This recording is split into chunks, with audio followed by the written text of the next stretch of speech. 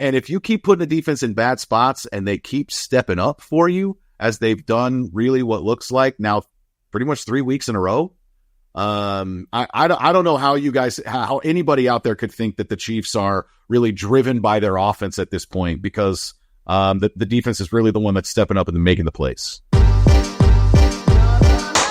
Thanks for listening to KC Sports Network, proudly presented by Emprise Bank. If you're thinking about starting a business or know someone who is, check out Emprise Bank's SBA loans. It's always good to know your options, and they can be your partner in possible. Yeah, that's right, folks. The show is called Amateur Hour. I'm Ryan Scott Hall, and joining me today, vocal stylings, a whole percussion section. Was that me? A man of many talents. It's his Dirkness. Was that me? I mean, I kept waiting for you to take charge. This is your thing. 4 weeks in here. Fine, I'll do it. I'll do it myself. I mean, congrats. Really impressive work. One of the things I told you was like, well, I'm having a hard time like making up lyrics to these royalty-free songs that don't have can't parody anymore. It's really, really difficult to try to do a cappella. And here you are making it look easy. You've done it a bunch of times before. Phenomenal work, Dirk. I'm sure that everybody is pumped about the new intro. I mean, I'm constantly singing that in my head anyway, so I might as well just record it, slap it from a podcast. I will say, when you sent me the audio recording and said I gave it my best shot, I didn't know what you were sending me.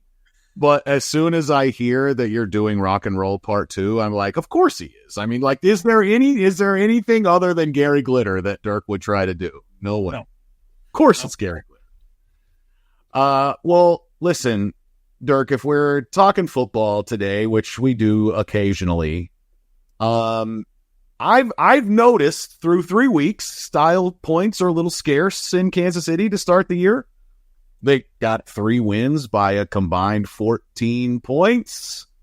Only 4 touchdowns in their first 9 trips to the red zone. Already -2 in the turnover margin. Everyone, everywhere complaining about penalties. Dirk, can the Chiefs keep getting away with this?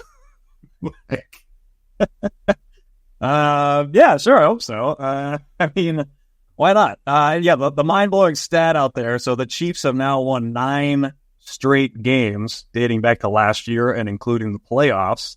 They're the 119th team in NFL history to win 9 straight games, and it is the smallest win margin of all 119 teams. It is the lowest win margin of a 9-game win streak in NFL history. That is just an insane stat. I got a little deep dive here coming up soon that we'll get to, that kind of just talks about the history. I wanted to see how they did in past history of close games. I guess it's always been a thing. We'll get to that in a sec. Another mind-blowing stat. The Chiefs have won 3 Super Bowls with Patrick Mahomes, and they're actually 3-0 in Super Bowls just this year. We have beat 3 teams in their Super Bowls. The Ravens looked forward to this all offseason. The Bengals don't even care to show up for other games that happen in their season. Only the Chiefs game, clearly their Super Bowl. And then all I got told before this game, an entire pregame show, an entire introduction at Collinsworth slide-in, talking about how this is the Falcons' Super Bowl and their biggest game in, what were they saying, 7 years or 25 years since Jamal Anderson was doing the Dirty Bird. So I guess they went to a Super Bowl after that. So the Chiefs are now 3-0 in Super Bowls just this year, matching Patrick Mahomes' previous Super Bowl total with the Chiefs. That's the other mind-blowing stat. And if you wanted to make it the calendar year, it's 4 Super Bowls. 4-0 Super Bowls. I mean, it's great. Man. Look, producer Nick over here, best part of winning ugly is winning. And he's correct. And the Chiefs really learned how to win like this last year. They discovered, the art of the short field goal, right? They really started a 2-point field goal, as we discussed. Yeah. They punt, they play field position, they, do sometimes questionable calls on offense when it comes to some of those judgments about when to kick it away and, when to go for it. And people are kind of constantly disappointed in some of the decisions that Andy makes over the, last calendar year or so. And I think it just adds up to the Chiefs being a defensive team. That's where I'm at. I have, I've looked at it. I reached out to our friends at the Amateur Scouting Service, and still in operation. Honestly, it sounds like they've actually merged, I believe, with Underdog Fantasy, and it's now someone else's statistic. I'm hearing a lot about ass metrics lately, and I'm like, we were first, fellas. We were first. It's fine. You can use it. It's okay. But man, I've been looking at it, Dirk. I've been watching the tape. I've been grinding the film. I've been streaming the all 22. Yeah, I got to tell you, man. The Chiefs are good at defense. They are pretty good at playing defense. Something that really jumped out to me in this game against Atlanta. I know that it's a new quarterback in a new city and a new offense. And he's coming off an Achilles injury. We up to this point didn't even really think Cousins could move very much, but there were times in this game where he looked pretty comfortable. But I will say something that jumps off the screen to me. The Falcons only had 3 points in the final 36 minutes of this game. The opening drive touchdown, pretty impressive. I mean, honestly, it's almost like the Chiefs were just like, show us what you're going to do. We'll kind of let you do it, and then we're going to adjust, as it sounds like they did a lot last year. Get through that first drive, sit Bolton down, talk about it, and then we're going to, run with it the rest of the way. After that opening touchdown drive, the next drive for Atlanta, they punt, and then they have the following one is when they get the 50-yard pass to Pitts, and that's when they get their second touchdown. 2 touchdowns on the first 3 drives, and after that, they managed a field goal. And I mean, I felt like, once again, the Chiefs offense put the defense in bad positions. If you really want the bottom line evidence that the Chiefs are a defensive team, how about the final 2 possessions for the Falcons, where they go on their last scoring drive, that field goal was 10 plays, 49 yards. The Chiefs go 3 and out after that. The Falcons' next drive that ended with the no call in the end zone, that was a 15-play drive that lasted over 7 minutes. The Chiefs get the stop. What do? They go 3 and out again. And they put the defense right back out there. And then Atlanta marches down the field, 6 plays, 49 yards, ultimately ending in that 4th down stop by Nick Bolton. The defense was not getting rested. The Chiefs go 3 and out twice. Their last 2 possessions of the game, asking the defense to go right back out there and stand up and hold up against this team that the best that we've seen of Kirk Cousins was the previous week in that final drive, going down the field and winning the game. And if you keep putting the defense in bad spots and they keep stepping up for you, as they've done really what looks like now pretty much 3 weeks in a row, I don't know how anybody out there could think that the Chiefs are really driven by their offense at this point, because the defense is really the one that's stepping up and making the plays for me right now. Well, yeah, I've kind of got a lot of thoughts here, but you're almost stealing my notes from the defense. I called it a very 2023 Chiefs defense performance. You get up the early scores, and you make the adjustments, and then you shut their ass down. They go touchdown, punt, touchdown, next to drives, -3 yards, 5 yards, 7 yards, 3 and outs for them in a row. And really, if you think about the late game drives when they're moving the ball, it was a lot of Nick Bolton got injured, and then they started doing like these wide runs, and they got, Jack Cochran kind of pinned inside. He wasn't really fit for that spot, and they were feel like they were kind of picking on him. And that was kind of how they moved it that second to last drive. Bolton comes back in, and then the final drive is, a lot of penalties. There's 3 penalties on that drive. A lot of it was kind of BS. And so that's kind of how they went down the field like that. So really just shut them down. And then the last component of that would be Spags dialing it up in crucial moments. Down the stretch, man, he was just bringing the house. And, that's what we kind of got accustomed to last year. Big drives, big plays, big games. Spags is going to dial it up, and he's going to bring the house. So I thought that was kind of what we saw a lot yesterday. And it was even like I had forgotten like the formula last year was like the early scores going on. Because I'm, talking to myself here, watching them go down the field 2 of the first 3 drives, and I'm just like, after seeing, we talked about their point totals from the first 2 games and how it was, above getting to this 20 to 26 point barrier that we talk about a lot. And they're right in there the first 2 games. And then the first 2 drives, or 2 of the first 3 drives here going down for touchdowns. And I was just kind of thinking to myself, this isn't the same defense. Like things do not look the same. So it was really good to see them rebound and able to come back and come up with a couple crucial stops like that. It was a close, nail-biting game. I was getting into it. The penalties at the end were firing me up. It was pissing me off. Everyone saying how obvious that pass interference was. I don't think it was. I don't think anything's pass interference, though. So I was getting pissed off about them. They keep harping on that. It's, oh, God, I just have to listen to this fucking calls nonsense all the time. Any tweet that goes out in Twitterverse about the NFL, you can't even read the comments anymore because it's just NFL refs, Chiefs get all the calls, all this stuff. So it's a little tiring, but I don't care that much, I guess.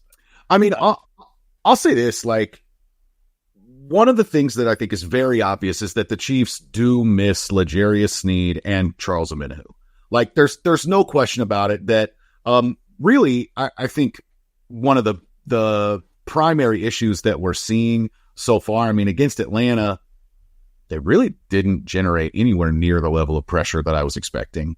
I mean, you talk about like Spags constantly dialing it up.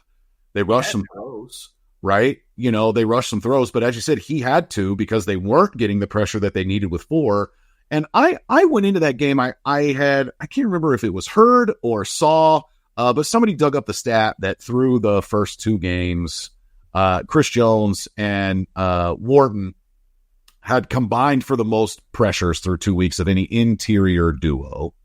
And so I'm going into this game thinking like, I mean, these guys are going to be able to put a real whooping on a quarterback that can't move, right? Like if Chris Jones and Wharton are doing their jobs and generating that pressure up the middle, like Atlanta's going to be in for a really long night. And I honestly felt like their protection was pretty good. This wasn't like a game where the Chiefs' defensive line dominated things and took over and it made it easy on the back 7. I thought the back 7 really played extremely well compared to the defensive line because I just felt like the pressure wasn't there and they were all having to step up. Yeah, and a big part of this game was 2 of their offensive linemen going out for the game because we weren't generating any pressure before that, and then I think we were able to start to get a little bit after that point, and then that's probably went into the decision making of we're just going to start sitting the house and force these offensive linemen to every single one of them one-on-one situations, make them pick up different blitz schemes coming from different angles, and you saw a couple free rushers in there and Kirk just getting smacked. So yeah, I think that was a big part of the game too, was a couple of their offensive linemen going out for the game. Yeah, and I mean, ultimately, I gotta say, man, it was a pretty special night for Nick Bolton.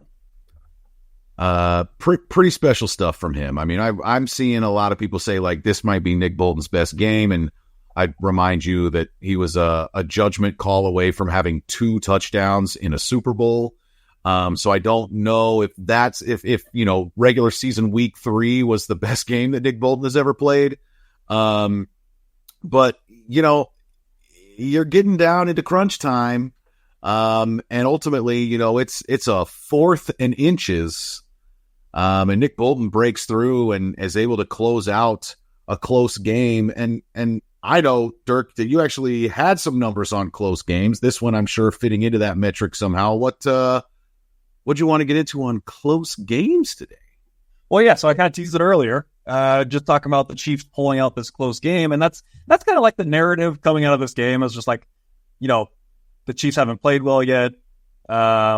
the Chiefs, keep pulling out these games out of their ass. And so I was just kind of curious, like, how big a trend are we looking at here? Obviously, over these last 9 games, I want to say, I don't have it on here, but I think 8 of them were 1-score games of this 9-game winning streak. So that's crazy. And I just wanted to see, is this an Andy Reid thing? Is this a Patrick Mahomes thing? I wanted to see, where this trend kind of started. And so we're going to get to this deep dive right after this break. Shop Chiefs tickets and more with no fees. Plus, save big with code KCSN at ticketsforless.com, the official ticket provider of KC Sports Network. With big wireless providers, what you see is never what you get. Somewhere between the store and your first month's bill, the price you thought you were paying magically skyrockets. With Mint Mobile, you'll never have to worry about gotchas ever again. When Mint Mobile says $15 a month when you purchase a 3-month plan, they mean it. Say bye-bye to your overpriced wireless plans, jaw-dropping monthly bills, and unexpected overages. Mint Mobile is here to rescue you with premium wireless plans starting at $15 a month. All plans come with high-speed data and unlimited talk and text delivered on the nation's largest 5G network. Use your own phone in any Mint Mobile plan and bring your phone number along with your existing contacts with you. Ditch overpriced wireless with Mint Mobile's deal and get 3 months of premium wireless service for $15 a month. To get this new customer offer and your new 3-month premium wireless plan for just $15 a month, go to mintmobile.com/AHPKC. That's mintmobile.com/AHPKC. Cut your wireless bill to $15 a month at mintmobile.com/AHPKC. $45 upfront payment required, equivalent to $15 a month. New customers on first 3-month plan only. Speed slower above 40 gigabytes on unlimited plan. Additional taxes, fees, and restrictions apply. See Mint Mobile for details. Listen up, amateurs. You want to win some money? I've been telling you guys, we got this survey going on. All you got to do is go to bluewirepods.com/survey, fill out a quick questionnaire asking you about some of your podcast listening habits. It's going to help KCSN, and you get entered to win a $500 gift card so it can help your pocket a little bit, whether that's, maybe you're trying to get to a game. Maybe you're trying to get some Halloween candy going. Nobody's going to turn down $500. Just go to bluewirepods.com/survey and get entered to win a $500 gift card. And while you're at it, trying to support KCSN and the lovely 2 folks here at Amateur Hour, listen, you want to make a difference? You want to support this show? Your company can hit it out of the park with a sports league sponsorship with our partners at the Boys and Girls Clubs of Greater Kansas City. You can reach thousands of local families while giving kids the opportunity to get in the game. Contact giving at helpkckids.org for more information. That's giving at helpkckids.org. Do you love sports? Want to share your love by coaching local youth? Our partners this year, the Boys and Girls Clubs of Greater Kansas City, need your help today. Beyond after-school programming, clubs offer leagues for baseball, softball, basketball, flag football, and more. Just visit helpkckids.org and click on volunteer for more information. Well, we need to get to a deep dive. Can we deep dive immediately after a Boys and Girls Club read? Well, let's check with the judges. They're going to say yes, we can do a deep dive.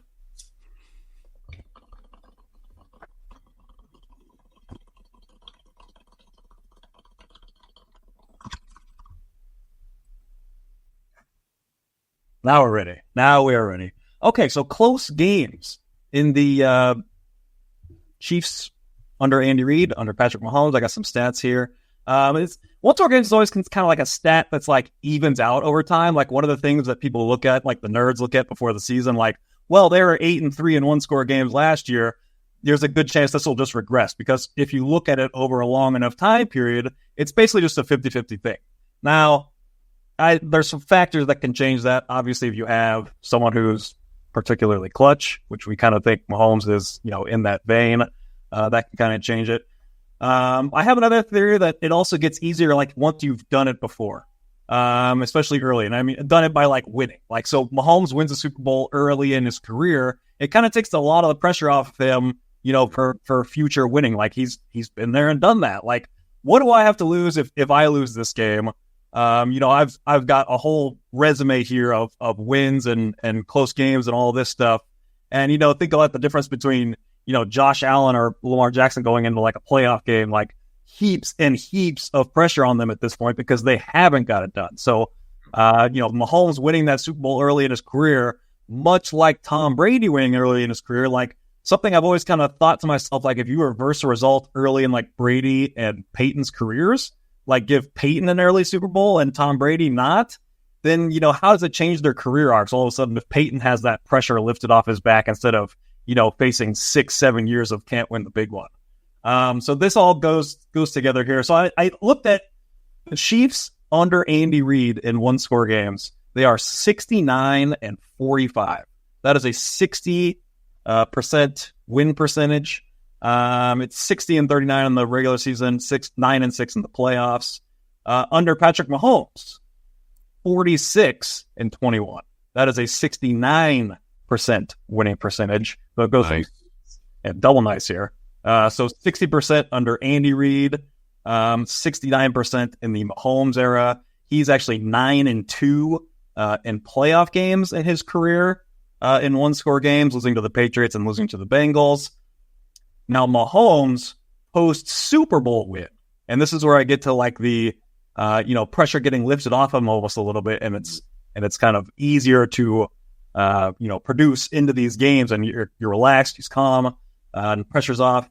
Mahomes post-Super Bowl win is 37-13 in one-score games. That is a 75% win percentage in one-score games in this stat that is supposed to even out over a long-term period. So you're just looking at a guy, and this is something that can change it. If you have an all-time great, someone like Patrick Mahomes, like that's kind of the outlier when you look at one-score games. Like everybody else, it might even out over time, but Patrick Mahomes' greatness is able to push them over the limit. And, Andy Reid's part of that too, because we saw some of this even before Patrick Mahomes, but it's definitely gone up a step since Patrick Mahomes got here in their ability to win one-score games. All right, so 75%, the guy is insane. If he's winning 75% of games after that Super Bowl win, 75% of the one-score games that he plays in, that guy comes out on top. I think as I was scrolling through Twitter before we got started, I saw that our friends over at Only Weird Games were doing a live show, and if I remember correctly, the like tagline on it, the headline, the title of the episode was something about like, is Patrick Mahomes broken? I mean, he's still, I love these numbers, Dirk, like Chiefs in close games, Mahomes having the clutch gene. We said style points don't necessarily, they're not helping you in the win column, right? I guess they technically are winning, more casually or confidently or whatever. At the end of the day, though, if we're talking about like what the play actually looks like on the field this season so far, I think we both have to admit that something isn't quite right.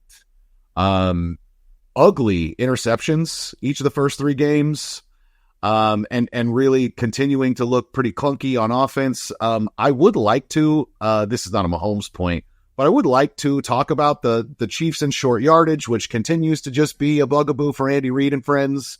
How do you feel about what you're seeing, I guess, from Mahomes through three games? Any maybe encouraging signs that we should be clutching to, apart from the fact that he's Patrick Mahomes? I mean, there's some encouraging things when you're cheering for Patrick Mahomes. Yes, there's some things to cheer about, but there's some things to nitpick. I would say quietly one of the worst stretches of Patrick Mahomes' career through these first three games. We have seen an ugly interception in all three games. Like Mahomes has Mahomes has interceptions to his credit. I kind of talked about last week where usually there's like a good explanation to it, where that one last week was just thrown straight to a Bengals. He has the one against the Ravens where he's trying to throw it away and just throws it, to the defender. He just doesn't think he's going to be there, tries to avoid a sack and ends up turning it over. This one just kind of like gets the pressure, doesn't really see Justin Simmons, one of his kryptonites, and he kind of flies over and makes a great play. So that one is kind of a more of a great play. I think he just never saw him and kind of tried to back shoulder Noah Gray, because there's almost a defender, like if he leads him, there's a defender over there too. So he's kind of trying to like back shoulder and just kind of get it in there. So I kind of got what he was going for there. But yeah, if you go back a little bit, this is 16 interceptions in his last 16 games, so a bit of a trend. His last 12 games, only 17 touchdowns and 12 interceptions. Lowest yard total of his career last week. And he came out this week, and he was wildly inaccurate. Like in those first couple drives, man, he was missing throws. He had, just a couple of open crossers. He went behind them. One of the third down misses was Rashee Rice, which is, I'd say like a half drop. He's definitely reaching behind him. Not a well-placed throw. Could have caught it. So that was one of the third down stops. Obviously has the ugly interception in there. But it was one of the few times where I really thought like the offense was like humming, and it was Mahomes that was kind of holding them back. Like receivers were open. Everything was working. The screen game was working. The run game was working. And it was kind of like Patrick Mahomes almost holding the offense back this time, because I saw like all the offensive negativity after the game, and I was watching during the game, and I was like, man, this offense is humming. Like it looks like they are producing. That was more of a mid-game thought before we get the 3 and outs at the end, But it is kind of interesting that, just his struggles. He talked about his footwork, and then I saw some tweets of on Ron Kopp's timeline today kind of showcasing that sloppy footwork and how it's leading to inaccurate throws. And so, yeah, I think it's just for a guy like Mahomes, he can kind of do it from all angles and does it, off balance and all this stuff. Like sometimes he can just kind of lose his fundamentals. And that's why it's good to have, an Andy Reid that can kind of reel him back in and be like, and kind of coach him up. Be like, here's where you're going wrong. This is what's leading to these inaccurate throws, these sloppy footwork. Like look what you're doing here. That's not what you want to do, even if you've gotten away with this a lot of times in your career. So much of this stuff is related to, and we got to remember that last night, Sunday night against the Falcons, he's got a left tackle that he's only played with 4 times before, or I guess maybe 3 times before, and Wanya Morris, him going out there getting the start at left tackle. I think, generally speaking, I didn't notice Wanya very much, which is probably a good thing. I don't think that one. And I don't think that like Mahomes was, under duress all night. I didn't see him, constantly having to break the pocket and stuff. I think he probably had more inaccurate throws of his own accord, rather than having guys in his face, and maybe just making bad decisions or being affected that way. Man, Justin Simmons, I think that guy has either like 5 or 6 interceptions of Mahomes now, and I would be surprised if any other player in the league has more than 1 or 2 at most. Oh, you're muted, Dirk. Welcome to Amateur Hour. Sorry about that. It's the most for any active defender against one active quarterback. I remember seeing that. He's out here writing, number 6. He's got a guy writing number 6 on the NFL football that he's just intercepted during the game. Like that's just shows you like the level that Patrick Mahomes is at. Like this is what he's counting out here. Like lots of things going on in an NFL game. Like, no, I have picked off Patrick Mahomes 6 times. It was also kind of funny after the game. I don't know if you noticed, but Mahomes and Justin Simmons, they're like the first guy that he goes up to, and he's just talking to Justin Simmons. I'm sure he's just like, dude, can you fucking relax out there? Can I relax? But yeah, I guess it's a few kryptonites, and we've seen a couple of them early in the season. Like Big Lou and Justin Simmons are kind of like his 2 kryptonites. I was trying to think of who else might be on that list. The only name I could really come up with is Mike Vrabel. His defense has always kind of gave him trouble. Yeah, I'm not sure what it was exactly with him, but the Tennessee's defense always kind of gave Mahomes struggles. Is that his worst? His worst game is probably against the Titans, that regular season one. Do I have that right? Some people are saying last week's game. I don't know if you could say it in a win necessarily. The Raiders game last year would probably be my go-to because brutal. He had the pick 6 in it, and we just never produced anything really. Yeah. So that would probably be my answer. Was the Christmas game last year? Yeah, I mean, I don't know. I'm obviously not going to worry about Patrick Mahomes. I've made the case recently that I think that he's looking at in a lot of ways like better players at a bunch of different positions even from last year's team. But I don't know, man. When you talked about how the offense was like, it kind of looked like they were humming, and Pat ended up being the one that held them back a little bit. Honestly, the first guy that I thought of when you said that was Carson Steele. They are talking about how the Chiefs' running game was so efficient. And what I saw from Carson Steele was a guy that is probably going to give you your 4 yards every time, and he might give you 5, 6, 7, 8, 9. He's probably never going to give you more than about 20, right? He's certainly going to have the breakaway speed. It doesn't feel like. But even when they gave like Samaje Perine the whole drive, and you got to see him with a number of different runs that were effective. They're not considered explosive runs, but when you're getting 8 yards on the ground on a single carry, I'm happy about that, right? But man, as soon as they go back to Steele, it's like he just runs so decisively, so very much downhill. He's very determined as a runner and flicks, honestly, I think the same level of punishment as Pacheco. He doesn't have the same type of speed to be able to get things outside. He's never going to break a long one. But man, that guy is an effective runner. And I like watching the Chiefs hand him the ball and gain 5 yards and line back up and give it to him again and gain 5 more. It makes me feel confident. I'm like, God, we're running all over these guys. And Carson Steele, like, you want some style points? Like, I will watch Carson Steele run that football, man. It's fun to watch. The Chiefs were establishing it. They were turning around and handing that football off. There was a drive, and they pounded all the way down, and they got to the inside the 5, and they went to it a couple more times. They went to the play that you're hating with Chenal in the backfield lined up to like kind of like to the flank, and they just came up just short. But man, it was a drive where they just like ran it like 8 times in a row, and I was with them. I wanted them to just hammer it in, and he just kind of got stopped short there on the doorstep inside the 5. But yeah, I mean, Steele is a fucking battering ram. I mean, it feels like Pacheco's almost kind of like chopping his feet and always just kind of moving, and he's physical, and he'll give it to the defender, but Steele's just a fucking battering ram, man. He's just like ramming it in there. It's like Jerome Bettis or something. Just like, okay, have fun tackling this guy 20 times a game. Or Bam Morris, who came up on the Twitter timeline last night. I got super excited. Kept me up like 3 hours later than I should have been. Just one Bam Morris highlight. Man, miss those fatbacks. But yeah, right now the Chiefs are first in success rate when running the ball. They were 19th last year. Success rate's basically like 50% of the yards to gain on first down, 70% on second down. It's just like a good play. A good play is basically it goes as success. And one more thing on the run game, why it's working so much, because it's weird. The Chiefs they're off to a much better start at running the ball than they have been in recent memory, I would say. And you know what we haven't seen? You know what fucking play we have not seen? The shotgun sideways run. We have not seen that a single time. I don't know if that was like a Clyde Edwards-Helaire like centric play. I don't understand why we ever thought that was a good play. I hated it every single time. It never worked, and they finally figured out to not call it. And I don't remember seeing it a single time this year. Not a single time.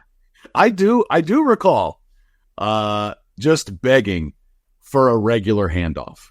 Can we get out of the RPO stuff? Can we stop trying to like run these like stretch plays out of shotgun, like especially with a guy like Clyde that doesn't hit the edge very well?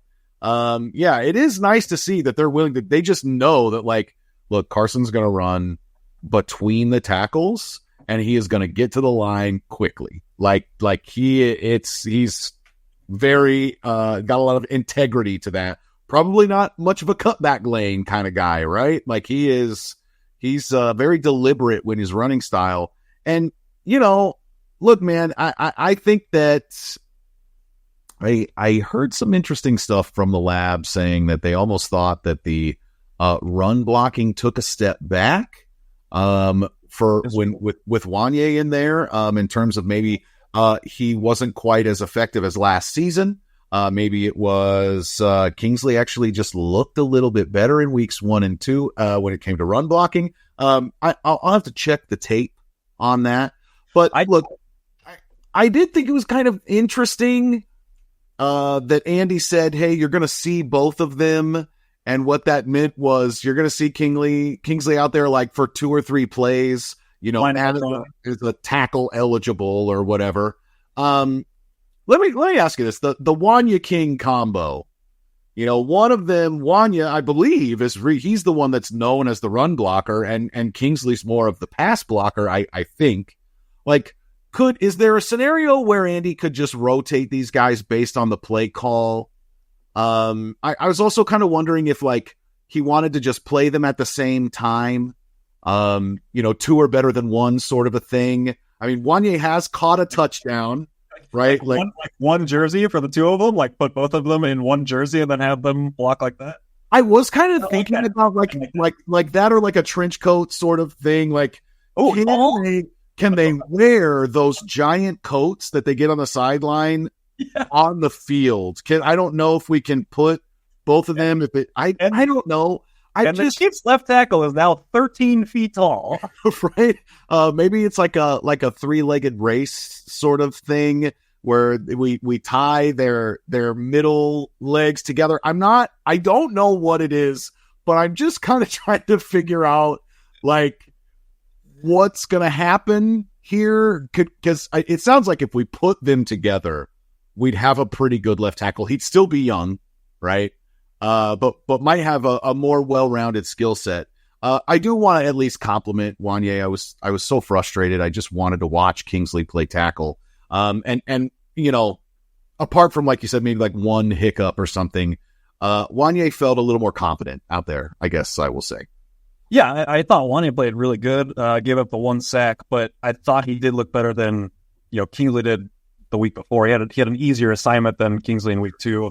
But yeah, I'm rolling with Wanya for now. Like I feel like you are looking at it too much like Kingsley's like the young guy with potential, where I don't think Wanya should not be considered that. Like he's only in its 2nd year, and I don't know if it's just like the preseason accolades, or not accolades, but preseason praise that was heaped on Kingsley that got us all excited. Like there was plenty of reason to be excited about the things they were saying in his preseason performance and all that. And maybe you just liked him more coming out of the draft, but it's not like Donovan Smith versus Kingsley. And we're like, well, we're not giving the young guy reps so that, Donovan Smith can come in here and be, slightly below average or something. But Wanya Morris, I mean, if he might be the left tackle of the future. Like there's nothing that says he won't be. And maybe people are just holding on like draft takes or something like that. Had played decently last year. We've talked about it more than enough. But I am totally fine that if Wanya Morris continues to play well, to play him the rest of the season. Like I got no qualms with him being the left tackle of the future. And if that's the way it goes, Kingsley kind of looked. There was a play where he gave up. As one of the 6 offensive linemen, he got beat really bad and ends up giving up a tackle in the backfield on looked like a 3rd and short play. So that happened this week. He lined up wrong at one point. That's probably a tough spot because he was been practicing as the left tackle, and now all of a sudden he's coming as the 6th offensive lineman. But yeah, I was impressed by Wanya, and I will stick with Wanya moving forward if he continues to play well. Yeah, I mean, honestly, I would say one of the biggest reasons I was like so quick to like defend Kingsley, he's my guy, It's a dude that coming out, I was just enamored with, the profile on this player, whether it's the fact that he's related to one of the best offensive linemen in the league, and has other relatives that have all fared very well at the NFL level. The fact that he's 21 years old, 5-star prospect, got, height, weight, speed, all these different things. Like it's, if this guy hits, I'm like, God, we could have like arguably, like because of the skill set, because of the potential ceiling on this dude, like he could be the best offensive lineman in the league. And we drafted him in the 50s, like that was the kind of thing that I was just like, I want this so badly. But look, man, if Wanya is the better player, I want the best 5 out there, right? I like the story. I like the prospect. But if Wanya is the better player, then we should be rolling with Wanya. One thing on the offense too that I think is important, man. One last thing on that. Sure. There's a good chance that we can be playing both of these guys. So Jawan Taylor looks like he's pretty much has to be here next year. But then that might be his last year in Kansas City. So you might be looking at like 2026 as both Kingsley and Wanya being the bookend tackles for this team. So it's possible. Honestly, they could just end up being the left side of the line next year too. I think they're depending on what they do with Tooney, or how it works with Trey. Like there's a lot of interesting stuff shuffling that's going to happen on that line. And everybody seems to think that like Wanya could thrive at guard. And I'm sure that Kingsley could too, right? You give them a smaller space to work with. Both of them seem to be athletic guys that can do their job. Like playing guard is easy. I could go in there and play guard at a high level. Anyone can play guard. Come on. That's funny. I do think it's important to talk about Chiefs and short yardage. Were they that bad? Look, man, this power package that they're doing where they're putting multiple people in the backfield, whether it's Leo and Noah Gray or whatever, it's not producing really to me. I get that there are a lot of looks. And that it just gives you all these different options and whatnot. But like, here's what I want to talk about really when it comes to short yardage, Dirk. The lead columnist at the Kansas City Star, Sam McDowell, has been over the last couple weeks pitching this the and I don't know if people have been hearing it or not, but both on the show and on the podcast that those guys do together, McDowell has been talking about Carson Wentz. Time for the other Carson, he's saying, because if you guys did not know, Carson Wentz on the QB sneak, he converts 3rd and 1 and 4th and 1 at a higher rate than the tush push. Just Carson Wentz, okay? Like, this dude is very good at the quarterback sneak. It's like a 90% success rate. And so the thing about like sneaking Wentz is like, even if teams know that it's coming because you put him on the field, it's still going to happen at a better clip than I think some of the other stuff that we're trying. Like the sneak, when someone is good at it, is arguably the most like unstoppable short yardage play. And we've let a tight end run these sneaks before. And don't get me wrong, that shows that like you can flex them in. It's a little bit more secretive or whatever. But like, I don't see anything wrong with taking a guy that is on your team and lining him up under the center and having him fall forward for a yard just to keep the drive going. I don't see any problem with it. It's not going to create any kind of quarterback controversy. If you really want to keep Mahomes on the field, you can. But like, I like the idea, man. Like, and I will say this, like, Petro even asked Matt Nagy about it. Yeah. He's like, what do you think of this idea? You know, Sam McDowell's been talking about Carson Wentz and how good he is at the quarterback sneak and these historic numbers that he's put together in his career. And Nagy's like, we're open to every idea. And I'm like, I don't know if you are open to this one, but like, I mean, do you think that it would be so crazy if they just let their backup quarterback do sneaks like that? Like, is it going to become some national story and like, oh my God, can you believe the Chiefs are doing this? Or would everyone just be like, yeah, that actually makes a lot of sense? No, I mean, the Browns did it with Jameis Winston. I saw like other teams have done it. Really? They did it with Brissett too. I don't know if they are on the same thing, but they are not sneaking Deshaun Watson. I don't know why he wouldn't, because it's terrible and it's probably a good thing for you if he does get hurt. But even throwing Wentz out there, it's better than like doing like the Blake Bell thing, which worked a couple times, but then teams caught up to it. But you're not going to do anything extra with Blake Bell. Like, you're not going to trust him to even hand the ball off. You're definitely not going to let him throw the ball. Carson Wentz, you bring him in. I mean, he can hand the ball off. Like, you could bring him in and then do something, like a little tush push, end around thing. So you could do that. You could even have him throw the ball if you wanted. So it's not like it's, guaranteed, but it is, more than likely going to be a sneak. But it's not like the defense only has a single read doing that all of a sudden. So I'm not totally against it. It would be interesting to see Mahomes almost fucked up that QB kneel. I wonder if they're going to go away from the QB kneel now. They're going to stop kneeling with Mahomes. Bring in Wentz for that too. Wentz could be the sneak guy and the kneel guy. I heard, I think that Mahomes had hit his rushing over and then lost it on the kneel downs. He's done that a few times. He did that in a Super Bowl, which is a game everybody bets on that kind of stuff. And one of them, because he has to take the big kneels, like he's doing kind of like how he did in this game, where he's trying to waste extra time. This is pretty sure it's the first 49ers Super Bowl, and he takes like 6-yard kneels or something, and takes 3 of them, and ends up going under his rushing yards total when he should have been way over, just like this. Okay, so you know how we do. We just kind of like weave back and forth. Do you want? I have 2 more things on the offense. They can be quick. Do you want to wrap those, or do you want to head over to defense and we can just kind of make our way back? I got some defense, but let's go quick. What you got? I mean, first and foremost, I'm sure that people have probably already started to see some of this. You mentioned Ron Kopp. He's going to get a second shout out today because he was crunching some of the numbers on Rashee Rice. And guys, Rashee Rice has like more yards and more receptions than every other important guy on the team combined.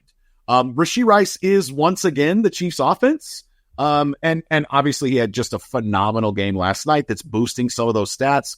But like 2 out of the 3 games that the Chiefs have played, it's been the Rashee Rice show on offense. A guy that, generally speaking, defenses are not capable of getting close to. He leads the league in like separation per target or per catch or whatever it is, averaging like 4.5 yards of separation per reception.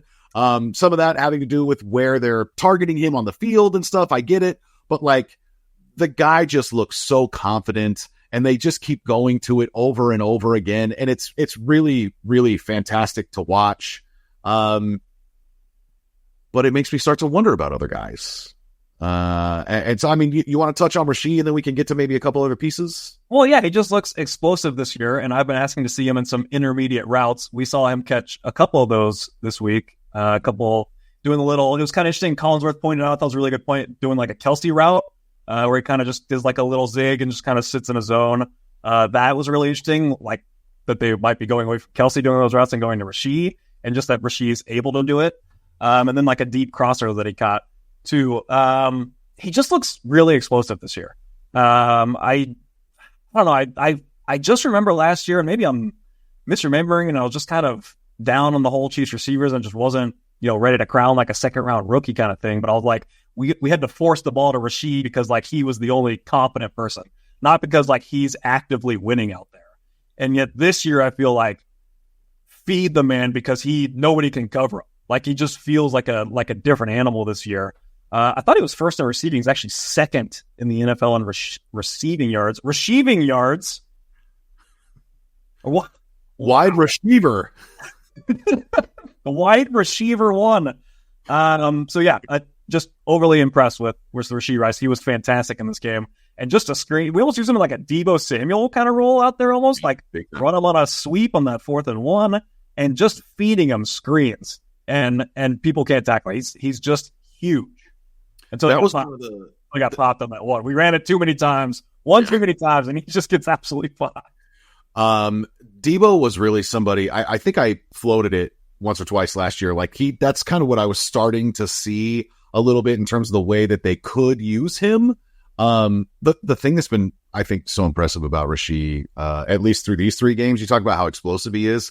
He is a punishing runner, man. Like that is how he is breaking some of these tackles. It's just, he's so physical, and it's, he is slippery. I mean, he's doing the spin moves and stuff now, but I mean, he's shoving guys off and shaking free of any kind of like arm tackles and stuff. Like that dude, Rashee has got special written all over him, man. He looks fantastic.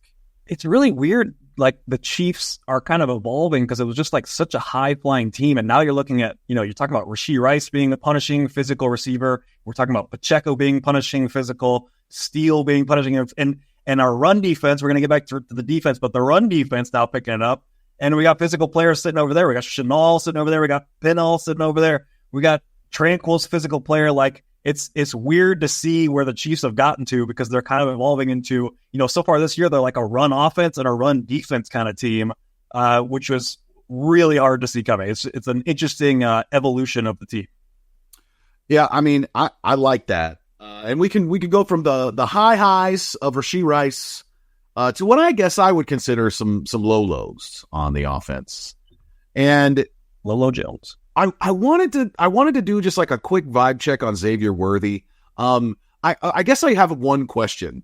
Like, if the Chiefs wanted to go out and like show the Xavier Worthy game plan, show the Xavier Worthy package, I don't know what it looks like just yet. I mean, maybe the results look like Baltimore, where, you know, he gets a reverse long touchdown, he gets a, you know, broken coverage, deep ball, whatever. But like, this is not to say that he hasn't, like, that the plays haven't been called. He hasn't had an opportunity to maybe run these routes. I just haven't seen like them target him when he does. But like, where's the deep over for Worthy, right? Like, we saw Rashee Rice. You mentioned like the kind of, it's not like a deep downfield post. It's like the deep cross, whatever. Yeah, he's, you know, running that drag route across the field, but going deeper and kind of you use the width of the field to run away from people. Like, that sounds perfect for Xavier Worthy. Like, what am I missing? Why is he not getting some of these routes? How are you feeling through 3 weeks? Like, just, this is kind of maybe what we expected. He's going to be a little hot, a little cold. Or were you maybe expecting a little bit more productivity or involvement from it? No, I mean, I expected him to be slow. I mean, rookie receivers don't usually produce in the Andy Reid offense. Almost had to out of necessity with Rashee last year. But yeah, we in preseason they did run like that crosser, that the touchdown he catches where it just runs away from the defender. Yeah. And so we saw it then. And really in this game, I mean, things would be a lot different here if Mahomes puts up that ball to him more accurately. We talked about some. And Mike Hughes? Are you kidding me? Mike Hughes? What? And he's playing well. They were like, who's the other corner that's Terrell? David Terrell? AJ Terrell, yeah. And he's supposed to be, or AJ Terrell. AJ Terrell, he's supposed to be like the good corner, and yet he's getting picked on, and Mike Hughes is like locking down his side. I was like, what? What year is it? I can't believe him and Eric Murray. I cannot believe every time I see both of them still starting in the NFL, I am blown away. And it's like 3 times a year, and I'm just like, still? I real quick, I do think like as soon as Mike Hughes flashed up on the screen, every Chiefs fan was like, oh my God, we get to Mike Hughes in the starting lineup for this Falcons team. I was telling my buddy Steve before the game, I'm like, I know AJ Terrell, I know both their safeties, and I know Grady Jarrett, and I know they traded for Judon, right? Other than that, I can't name a player on this defense. I don't know any other corners. And suddenly, Mike Hughes is on the screen, and I am just licking my chops. And that's a bad throw from Mahomes, man. It seemed like he just, I don't know where he was putting that ball.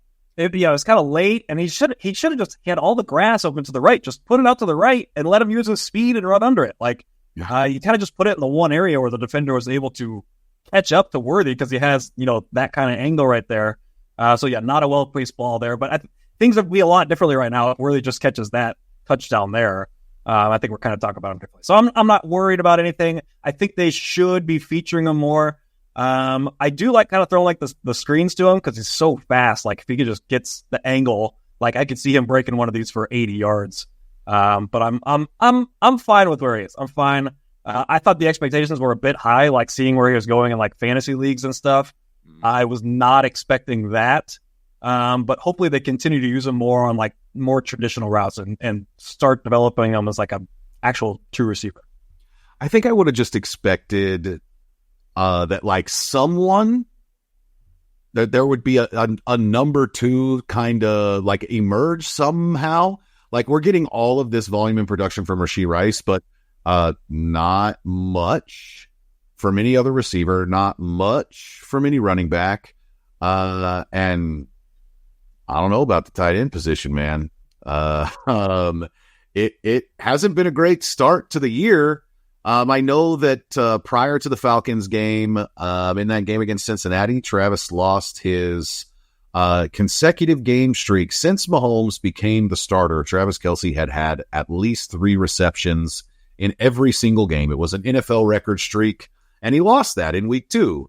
We also know that he lost his 1,000-yard seasons 6 or 7 years in a row, going over 1,000 yards. I don't think any tight end had done it more than 2 or 3 times. I mean, he's clearly slowing down, but yet through the first 2 games last year and this year, the stats were basically identical, except he had caught a touchdown last year in one of those 2 games. But 5 catches, 50 yards, something, just not a lot. And then things started to really pick up for him. And so I think a lot of people, nationally, people are like, it's time for Travis Kelce. Like, it's going to be a Travis Kelce game. They're going to come out and he's going to be a big factor in the game for him. And he wasn't, once again. I don't really know what to make of Travis right now. They don't need him. They're 3-0 and he hasn't done anything. And so it's not super duper concerning just yet. But I also do, it's just another year, man. It's another year, and football is a war of attrition. And sooner or later, I think they're really going to have to lean on him in the regular season. Even if they want to load manage, they're going to have to count on him. And I don't know what that looks like just yet. And now we got to worry about him leaving in the middle of the week to go record a TV show that's premiering this week. He's leaving to film his TV show this week. It's going on FX. Leaving middle of the week. Leaving practice, going to film it, and then coming back and playing in games. So we got to worry about that now. I'm not worried about him. We just need Travis to be there in playoff form. We saw kind of a lot of this last year. I think he was more banged up last year, but man, he's just slowing down. It's not too surprising to me that we've seen the little production from him this year. The question is can he get there in time for January? We talked about this in our season preview show. I don't want to see 20, big time games from Travis Kelce. I need to see him peaking in January once again. And so I still think he can get there. He's had a couple catches this year called back via penalty. Things would look different if those didn't happen. I am not worrying yet. And this is kind of what I expected from him. He's going to be slowing down at a very quick rate. That's just what happens to tight ends. Also, a reason that Tony Gonzalez should be appreciated, because goddamn, he was doing this into 39 or 40 years old. Tony Gonzalez was almost ageless as he was doing it, and yet we're seeing almost all other receivers and tight ends break down by 35. Yeah, and look, I didn't want to have to be the one to bring up the show. Thank you for doing that. It's not my favorite storyline, man, because we could say that maybe some of the skills are diminishing, but he's also clearly nearing the end of his career and starting to diversify his interests. You look at the girlfriend, the guy's got a podcast. He's got this TV show coming out. I know he committed to doing the Happy Gilmore 2 with Adam Sandler. I'm sure filming for that is coming up too. Kelce's rolling out all of these things. He's got all these off the field responsibilities. And I just don't know where his focus is at. I don't know if he's coming into these games on Sunday really, really focused on the task at hand, because he sees all the things that could be out there. And it is crazy to me that despite early in his career, it's you would have thought that the guy learned from catching Kelce, but no. They got to have another TV show in the middle of the season. I can't believe the Chiefs. I guess he's an accomplished enough player at this point. They've already done it once before, but the guy, is he in every meeting? Is he cutting out a practice early? What's the filming schedule? Is he getting private plane, Kansas City to Hollywood every day? Goodness gracious, man. All right, let's get back to the defense. I know you wanted to get a couple things on the defense. I think you even had a segment that you told me about. No, let's save the segment till next week. We'll roll it out next week. But I felt really happy for Nick Bolton after getting trashed for most of the first 2 weeks. Nick Bolton was everywhere in this game. He looked fantastic. It was weird. The Nick Bolton conversation is just weird because people really went out of their way to make sure everybody knows that the final play, the 4th and 1 stop, was the push from the defensive line and not Nick Bolton. Really wanted people to know that. People just get really weird when there's an agenda involved, which there clearly is with Bolton at this point. Like if he's the nearest defender to a reception, he gets trashed, even if it's not his fault. And yet he makes a play that might not 100% be him. And yet he's out here getting community noted by everybody. Like, no. It was Chenal that made the play, not Bolton. Get out of here. Get out of here with that. But I don't really, I'm not even like a Bolton guy. Like I don't want to pay this guy $15 million a year. It's just, things are just weird with Nick Bolton. But he was very good in this game, his type of game. And I was happy to see it. I was really, really excited when he made that final play. I think when Nick Bolton plays a game like that, and it's not the first time we've seen it, right? We've seen Nick Bolton play, I want to say 10 or 12 games like that in his short career. He's still on his rookie contract, and we're seeing, maybe 4 times a year in the regular season, Nick Bolton is going out there and having these dominant games where he is just flashing all over the field. And he's a tackling machine. This is what we've known about Nick Bolton coming out of the SEC. I believe he was the SEC's leading tackler in the last 2 years that he was at Mizzou. He had more tackles than any other player in the SEC. This guy is like a vacuum out there in terms of just ending up at the right point on every play, sucking everything up. One of the things that I really loved is how the Chiefs were playing run defense.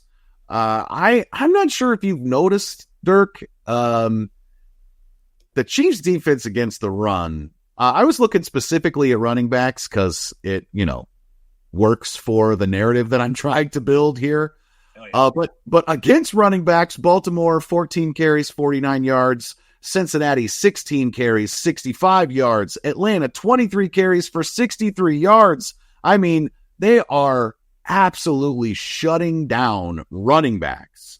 Lamar had 16 for 122, which is, it's like 80% of the rushing yards that they've given up to running backs over the course of 3 games. And I think that like the numbers probably then, when you add Lamar's rushing totals in there, they look really bad. And when you take them out, they look really good. So I don't know if they're like which way to go on it, but I think I'll just say the Chiefs defense against running backs, man, they look great through 3 weeks. So I got some fun stats on this. They are currently 12th in the NFL in yards per carry allowed. But if you remove Lamar Jackson's totals, like what you're talking about, that drops to 3.47 yards per carry on the season. That's everybody except Lamar's stats. I know that's kind of cherry picking, but Lamar's 1 of 1, and it was kind of in the game. We were just kind of letting him run, like it was just kind of happening. So it's not a predictor of the future, I'll say, because you're not going to play more Lamar Jacksons. So that would push him to 2nd in the NFL. If you take out Lamar Jackson's stats, they're 2nd in the NFL in yards per carry. The wild thing is, this isn't the way the Chiefs do things under Andy Reid. So I wanted to look at Chiefs ranks in yards per carry under Andy Reid. So they are 2nd, like I said, if you take out Lamar Jackson, they're 2nd right now in the NFL. Here's their ranks in yards per carry under Andy Reid before this year. 24th, 15th, 31st, 17th, 29th, 31st, 23rd, 24th, 16th, 30th, 26th. You might notice that they are 15th is the absolute highest on that list. Lots of bottom 5 rankings in terms of yards per carry allowed. This has just been a thing under Andy Reid. It's kind of a philosophy. They're always happy to, we're going to shut down. We're going to focus more on the pass. And if you guys want to run, go ahead and try and keep up with Patrick Mahomes that way and stick with the running game throughout the entire game. It's kind of been like a Jedi mind trick where they're going to fool the other team into, running the ball more than they throw it. But then also not being able to stick with the running game the entire game to like really punish us with it in the end. So that's always kind of been a thing. And yet this year they have just come out and dominated on run defense. And it's something that we are not used to. And it's crazy to see. And this is with playing running teams. I mean, they're playing Baltimore, who Derrick Henry just had 150 yards on Dallas. They're playing Bijan Robinson, Bijan Robinson, wildly overrated. He's just not that scary of a player. I get he was a big-time prospect coming out, but like Nick Wright had him in his borderline top 10 players in the NFL coming into the season of any position. that's insanity. I was never once scared of Bijan Robinson doing anything really against us.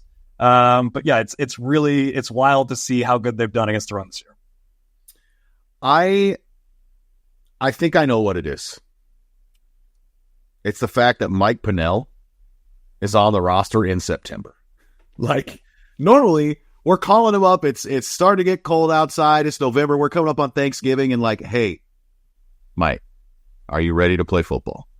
But they got him there to start the year. And I mean, he's a big, solid part of the rotation. I mean, honestly, man, like, I think that some of this has to do with Spags, right? Like, some of it has to do with he's taking his personnel. He's trying to, figure out like how to counter some of the things that these teams do. And I think that he's just better at his job than a lot of the offensive coordinators are. We've been thinking about how defenses are, kind of taking over the league a little bit. They're really the pendulum is starting to swing back into the defense's favor over the last couple years. And some of it, I think it just falls at the fact that like all of these teams are wanting to hire like the youngest guy that they can to run their offense. And you've got head coaches and offensive coordinators that are our age or younger out here. And Spags is like in his mid to late 60s, maybe early 60s, and this guy has like as many years coaching in the NFL as some of these offensive coordinators have been alive. And so I just think they just have such a huge advantage. I'm being told, shout out to our producer, Nick, Spags is 64 years old. When I'm 64, good Beatles song. I wanted to, because of this, Spags, can I use this as a launch pad to talk about something you brought up last week? Yeah. So last week you mentioned the Spags shutdown mode. That, he's really kind of able to pick his spots. I don't think in the moment that I gave it the credit it deserved. This is honestly, Dirk, it's an absolutely marvelous take. And I wanted to revisit it for a moment because I mean, look, you guys know they say that fan is short for fanatic, and I'll add that many of us are blind to our own biases. And I've been called a homer a time or two, but I can say with unvarnished honesty that I was not a fan of the Spags hire originally. And I now hold him in such high esteem that I believe he's a one-of-a-kind Hall of Fame defensive coordinator.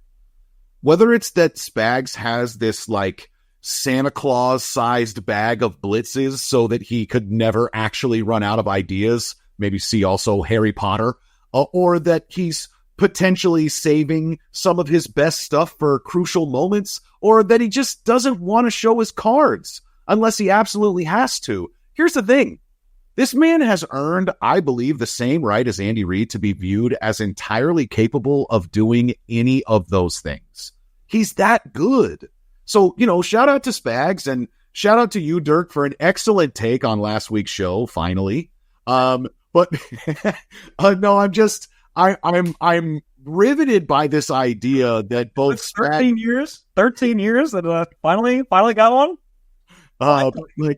I'm riveted by this idea that both Andy and Spags have the ability to enter like shutdown mode because they just have so much at their disposal. And I think you're absolutely right, man. I really do. Shout out to Spags and shout out to Dirk.